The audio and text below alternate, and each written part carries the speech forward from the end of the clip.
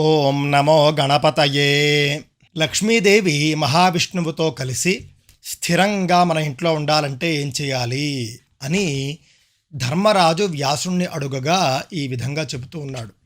అనేక విషయాలు చెప్పినప్పటికీ అందులో మొట్టమొదటి అంశంగా చెప్పిన విషయం, ఎవరైతే వాళ్ళ శక్తికి తగ్గట్లుగా శ్రాద్ధ కర్మలు ఆచరిస్తారో వారి ఇంట్లో లక్ష్మీదేవి మహావిష్ణువుతో కలిసి స్థిరంగా నివసిస్తుంది అని చెబుతూ ఉన్నాడు వ్యాస మహర్షి. ఈ కథనం మనకు జైమిని భారతంలో కనిపిస్తుంది.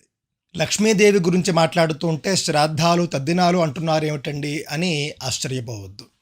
సాధారణంగా శ్రాద్ధం అన్నా తద్దినం అన్నా పిండం అన్నా కూడా ఏదో ఒక అమంగళకరమైనటువంటి వాక్కుగా భావిస్తూ ఉంటారు చాలామంది. కానీ ఇది తప్పు.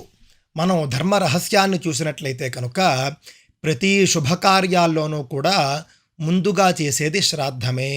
ఈ దృష్టిలో పెట్టుకోవాలి మనం. నాంది శ్రాద్ధం అనే కార్యక్రమాన్ని వివాహంలో చేస్తారు, ఉపనయనంలో చేస్తారు. ముఖ్యంగా నాంది శ్రాద్ధం అంటే కనుక పితృదేవతలను తృప్తిపరచడమే. ఏ కొడుకు పెళ్ళో కూతురు పెళ్ళో చేసుకుంటున్నారు అనుకోండి, ఇంట్లో పెద్దవాళ్ళందరికీ బట్టలు తీస్తాం కదా, అదేవిధంగా గతించిపోయినటువంటి పితృదేవతలందరినీ కూడా ఆహ్వానం చేసి వాళ్లకు కూడా బట్టలు అవి పెట్టుకుని వాళ్లను కూడా సంతృప్తుల్ని చేసే కార్యక్రమమే నాంది శ్రాద్ధం. ఇది పెళ్లిలోనూ ఉంటుంది, ఉపనయనంలో కూడా ఉంటుంది. ఇది చాలామందికి తెలియదు. ఇందులో కూడా శ్రాద్ధం అనే పదాన్ని తీసేసి నాంది అని మాత్రమే కొంతమంది పలుకుతూ ఉంటారు, శ్రాద్ధం అంటే అమంగళకర వాక్కు అని భావించడం వల్ల. కానీ శ్రాద్ధం అంటే అశుభం అని ఎక్కడా లేదు.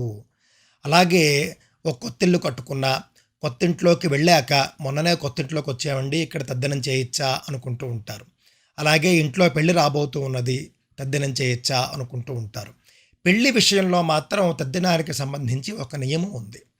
అదేమిటంటే పెళ్లికి 3 నెలల ముందు కానీ 3 నెలల తర్వాత కానీ మాత్రమే శ్రాద్ధం ఉండేలా చూసుకోవాలి అని. దాని కారణం కూడా ఏమిటంటే అమంగళం అని కాదు. మనం సాధారణంగా చేసే ప్రత్యాబ్దికాల్లో అంటే ప్రతి సంవత్సరము చేసే తద్దినాల్లో మనం పితృదేవతలను ఆవాహన చేస్తాం.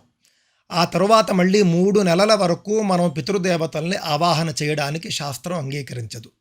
కాబట్టే మళ్ళీ పెళ్లి సమయంలో పితృదేవతలు రారు కాబట్టి 3 నెలలు కనీసం విరామం ఇచ్చి మాత్రమే పెళ్లి కానీ ఉపనయనం కానీ చేసుకోండి. అలాగే ఆ శుభకార్యాలు అయిన తర్వాత కూడా మళ్ళీ 3 నెలలు విరామం ఉండేట్టుగా చూసుకోండి అని పెద్దలు చెప్తారు. దానికి కారణం ఆయా శుభకార్యాలకి లేదా ఆయా తద్దినాలకి పితృదేవతలు రారు, 3 నెలలు విరామం ఉండకపోతే అని మాత్రమే కారణం. అంతేకాని ఇది అశుభం అని కాదు. ఈ విషయాన్ని మనం దృష్టిలో ఉంచుకోవాలి. కావున మన శక్తికి తగ్గట్టుగా మనం శ్రాద్ధాలు ఆచరిస్తూ ఉండాలి, తప్పక ఆచరించాలి. అలా ఆచరించే వారి ఇంట్లో లక్ష్మి స్థిరంగా నివాసం ఉంటుంది.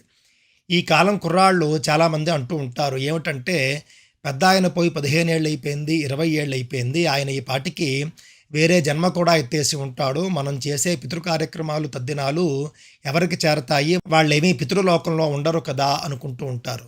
ఇది పొరపాటు. 20 ఏళ్ళైనా 30 ఏళ్ళైనప్పటికీ కూడా తద్దినాలు చేయాలి.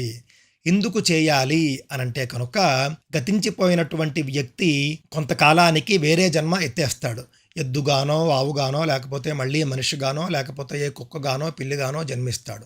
మనం చేసే తద్దినాలు మరి ఎవరికి చేరతాయి, పిండ ప్రదానాలు ఎవరికి చేరతాయి, తర్పణాలు ఎవరికి చేరతాయి అని చూసినట్లయితే చాలా చోట్ల దీనికి సంబంధించినటువంటి సమాధానాలు కూడా మనకు కనిపిస్తాయి.